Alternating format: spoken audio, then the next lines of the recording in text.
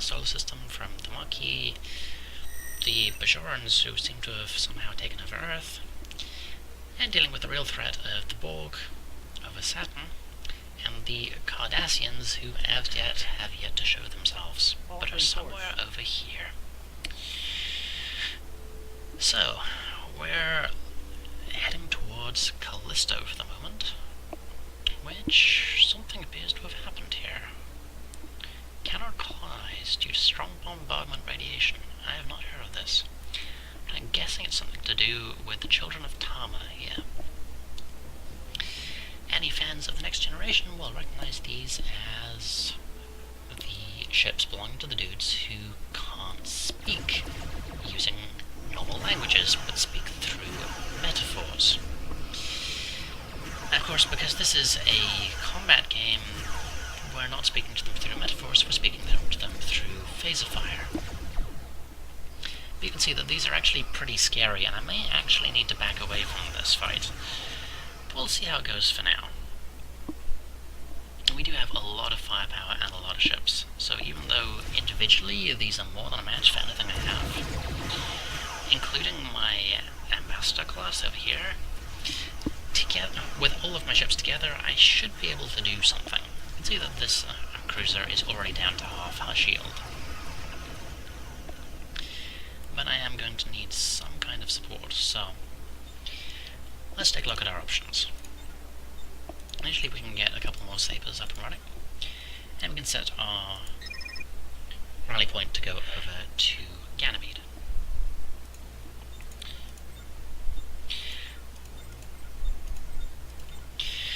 But that's not going to be enough forever. We're going to need some more ships. So first of all, what are our options here?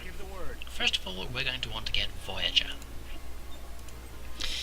Now, the capital ships in this game act a little like heroes in Warcraft 3 if you've played that. They rank up, they get more powerful, and they get abilities as they rank up, which can help out the rest of your fleet significantly. The Ambassador, for example, which has lost its shields, that's unfortunate,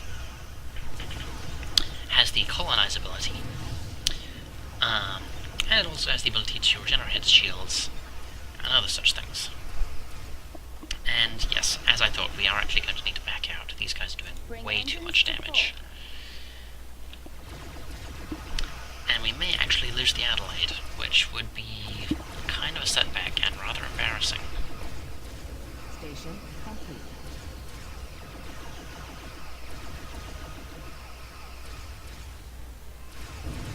Yep, there goes the Adelaide. Okay, so we've run into our first major problem, which is the fact that we're going to have to spend quite a lot of money to replace our Ambassador. That's unfortunate.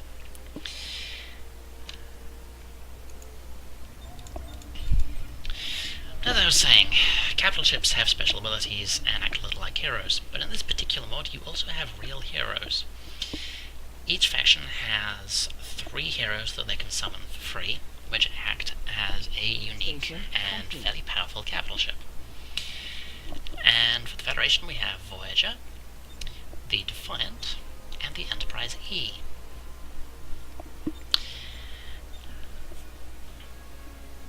And we do have Voyager available, but it's going to take up a fair amount of fleet supply, so we're going to need to get an upgrade on that. The interesting thing about the population cap in Sins of a Solar Empire is that as you increase it, it produces an upkeep cost, which is a flat penalty to all of your income.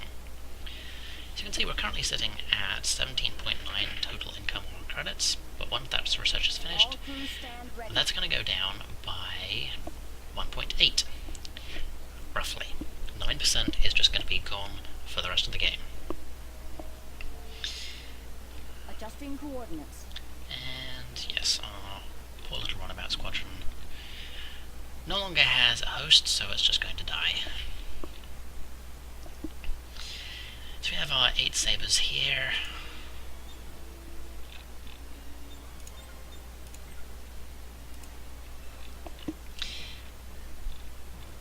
And we will have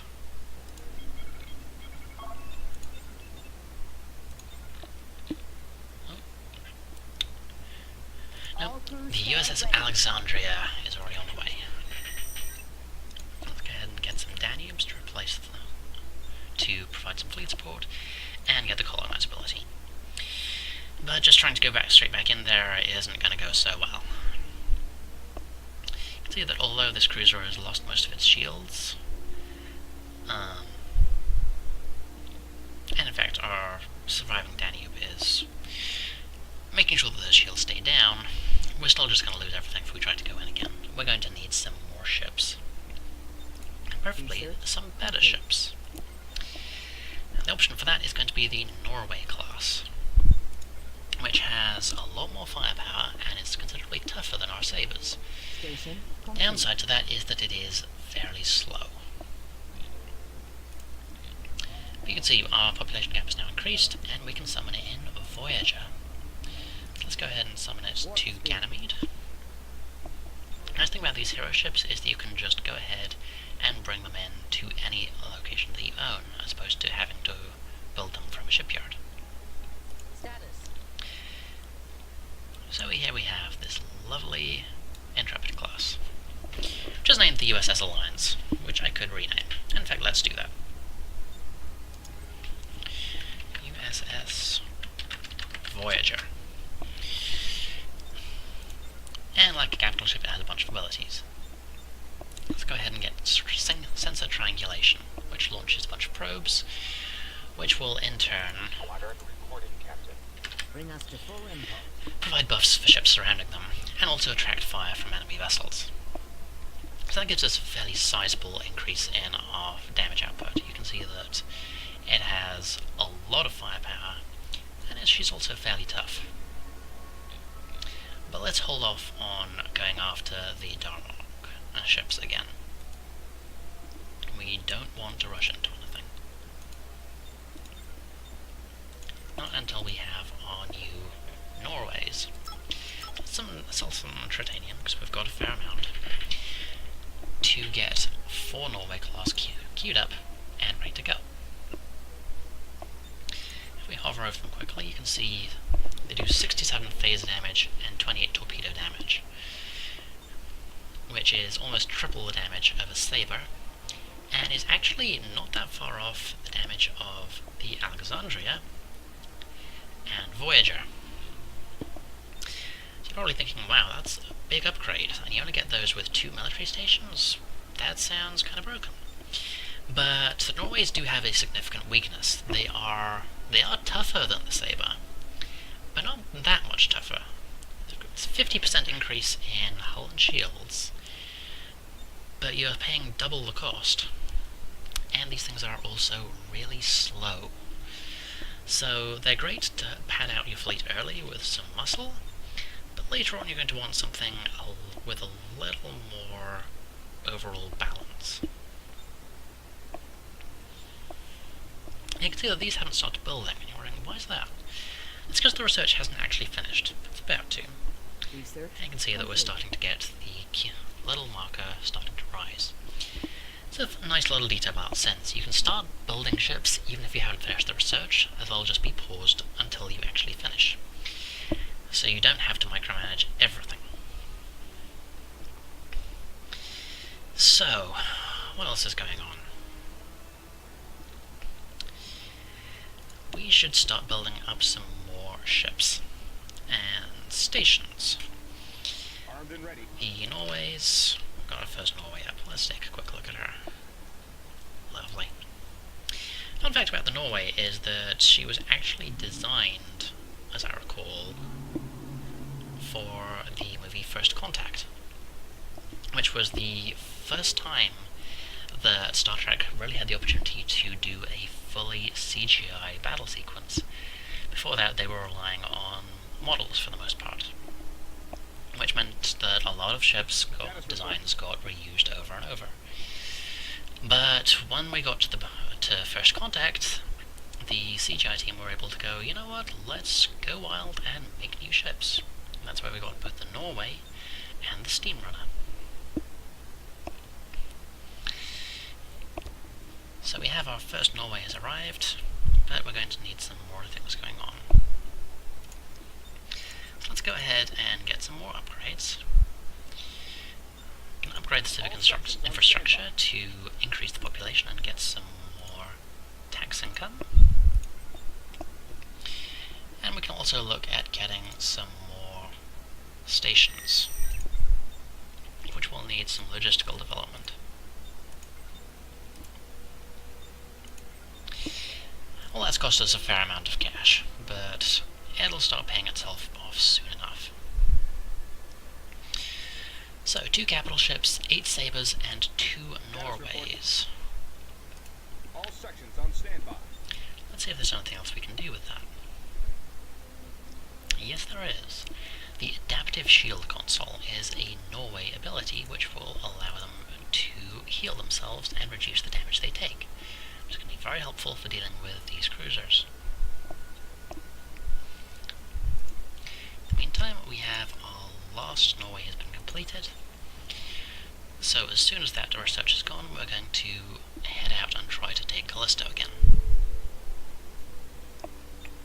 If we take a quick look at our trade ports, you can see we have 4 of them now, which is pretty nice, but you can also see that the income has gone up from 1.4 to 1.5. That's the effects of having this longer trade route. It's a small buff, but it does add up over time.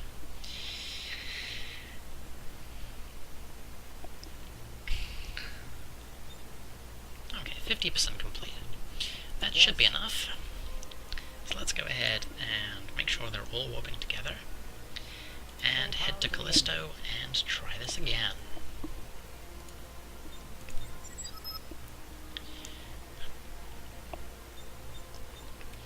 So let's get some more research stations going.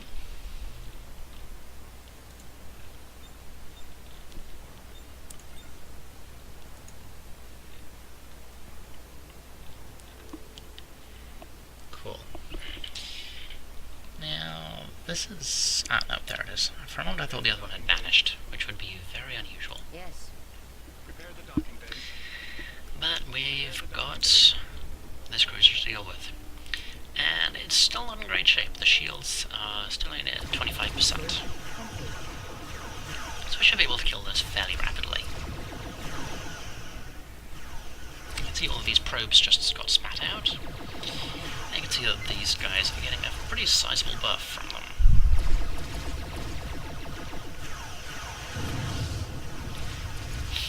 Yeah, we're chewing into the cruiser nicely now. Enemy vessels.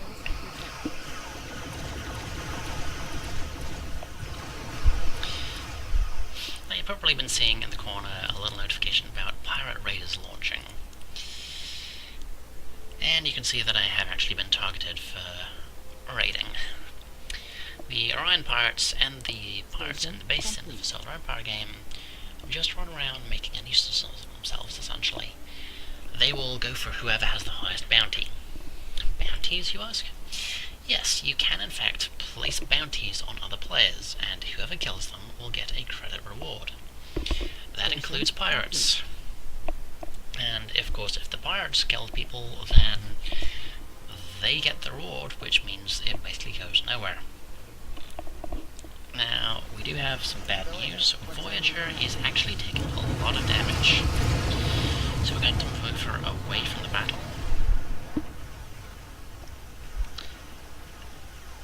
But she might die anyway. Impulse power. Take us out. Yep, there goes Voyager, which is unfortunate. But that was a free ship, so it could be worse. In the meantime, you can see this Norway has a shield restore rate and a shield mitigation buff, which is the ability which we got previously. What's shield mitigation about? Well, let's have a look. You can see that this Norway has a shield mitigation value of 15%. That's because it hasn't been attacked yet. If we take a quick look at the Alexandria, she's sitting at 62%. Shield mitigation basically goes up the more you shoot something.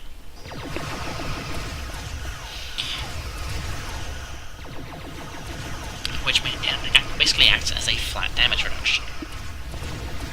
So the more you shoot something, the harder it is to kill, which is an interesting little mechanic. It does, of course, have a flat cap. That's why this has gone up to 62%. As it started going down again, briefly, because it wasn't getting shot at. In the meantime, this is down to 3,000 health. Gone down even further.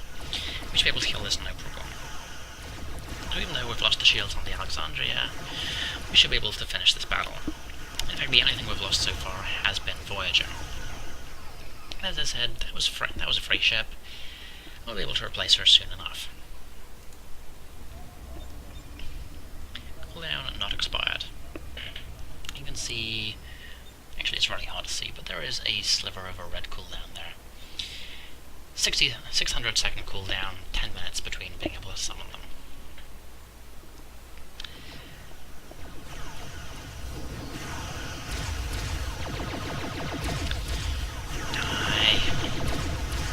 Die already. There we go, finally. So we have cleared everything out from Callisto, and the bombardment radiation thing has gone away, so we will now happily be able to claim the last of Jupiter's moons and have ourselves a decent setup. As you can see, we are still in the lead when it comes to colonization. So everyone else is presumably taking their time about claiming stuff.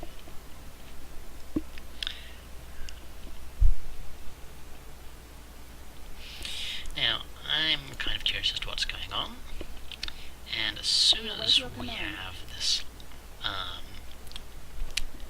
this moon colonized, we're going to build ourselves on the starbase and start building scouts to try and find out what's going on. We also have some pretty heavily damaged ships. What are we going to do about that? Let's get ourselves some repair docks. Colonization was successful. Now we have 3 military outposts now, which has some more unlocks available. We can in fact get Galaxy-class starships, which are another capital ship. We can get Intrepids. It's interesting to note that Voyager is a hero on this capital ship, but basic Intrepids are normal, so you can get a whole bunch of them. Similarly, the Defiant down here is a normal cruiser, but the Defiant hero is, again, a capital ship. So, next time, we're going to start scouting around and trying to find out where the Cardassians have gone to, and we are also going to start expanding our fleet Bring engines to full. and looking at maybe, just maybe, trying to claim Karis.